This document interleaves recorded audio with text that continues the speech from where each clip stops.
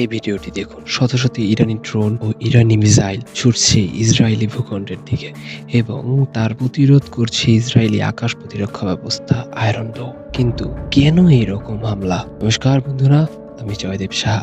ঘটনা শুরু হয় 1 এপ্রিল ঠিক বিকেল 5টায়। ইসরায়েলি কয়েকটি F-35 যুদ্ধ বিমান হঠাৎই হামলা চালায় সিরিয়ার রাজধানী দমেস্কে।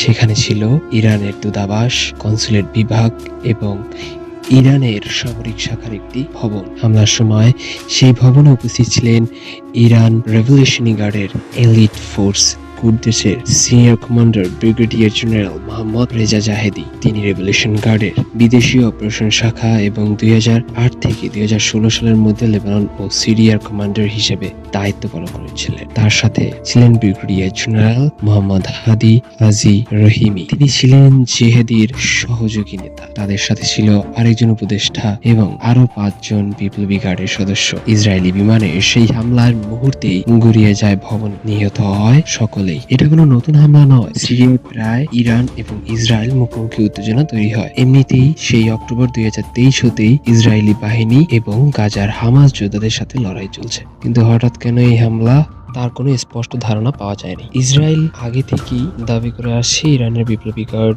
ইসরায়েলের সাথে লড়াই করতে ব্যাপক সাহায্য করছে হামাস, হিজবুল্লাহ সহ নানান ইসরায়েলি বিরোধী সংগঠনগুলোকে। হয়তো এই হামলাই তারই একটা জবাব।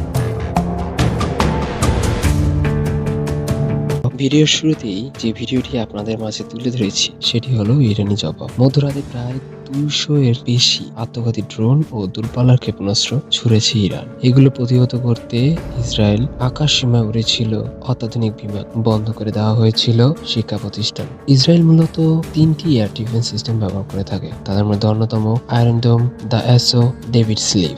পরিশেষে আয়রন ডোমই সেই ভরসার পাত্র হয়ে দাঁড়ায় তাদের। একের পর এক ড্রোন ও মিসাইলকে আকাশপথেই ধ্বংস করে দিয়েছে আয়রন ডোম। শুধু আয়রন ডোমই নয়, জর্ডানের বিমান বাহিনীও ইরানের ছোড়া মিসাইল ও ড্রোনকে নিষ্ক্রিয় করে দেয় আকাশপথে। তারপরও বেশ কয়েকটি ড্রোন ও মিসাইল গিয়ে আঘাত হানে ইসরায়েলি বিমান ঘাঁটি লক্ষ্য করে ছোড়া বেশ কয়েকটি ড্রোন ও মিসাইল। মধ্যপ্রাচ্যে ইরানের বসগিরি চলে আসছে প্রায় অনেক যুগ ধরে। জর্ডান এই ইরানের বসগিরিকে মোটেও নিজেকে রাখতে চায় না। এর মধ্যে অন্যতম কারণ ধরা হয় ইসরায়েল এবং জর্ডান শান্তি চুক্তি।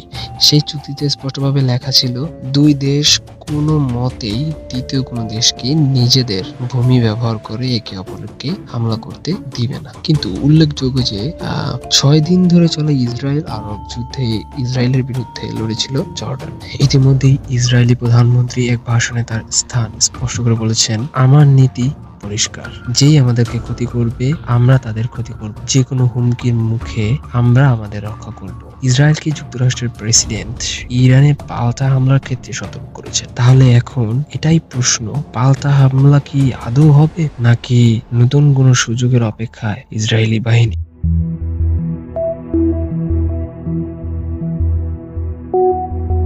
জাতিসংঘ এখন একটি হাসির খোরাকে পরিণত হয়েছে। তারা না পারছে কাউকে সংযত করতে, না পারছে যুদ্ধ বন্ধ করতে। জাতিসংঘ যেন একটা কুক্ষিগত শক্তির কাছে বন্দী। গত 14 তারিখ ইসরায়েল ইরানের চলমান উত্তেজনা ঠেকানোর জন্য বৈঠক ডাকে নিরাপত্তা পরিষদ। কিন্তু এই নিরাপত্তা পরিষদের বৈঠকে যেন দুই পক্ষের নিজেদের রাগ মেটাতেই ব্যস্ত ছিল। একে অপরের উপর আক্রমণাত্মক বক্তব্য মুখরিত ছিল পুরো ক্যাবিনেট।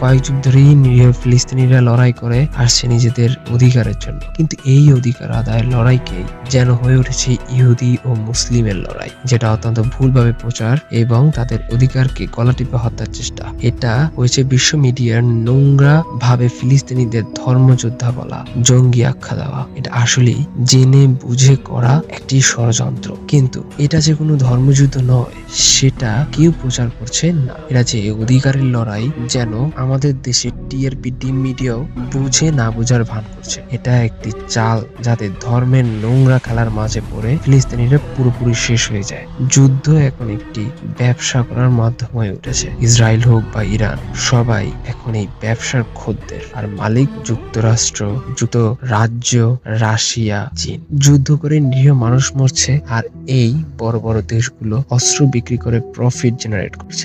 তাই তো গুপিকে বাঘের খাঁচায় ঢুকিয়ে গুপিকেই খাবার দিচ্ছে তারা। বাংলা একটা প্রবাদ আছে না, চোরকে বলছে চুরি করতে আর গৃহস্থকে বলছে সজাগ থাকতে।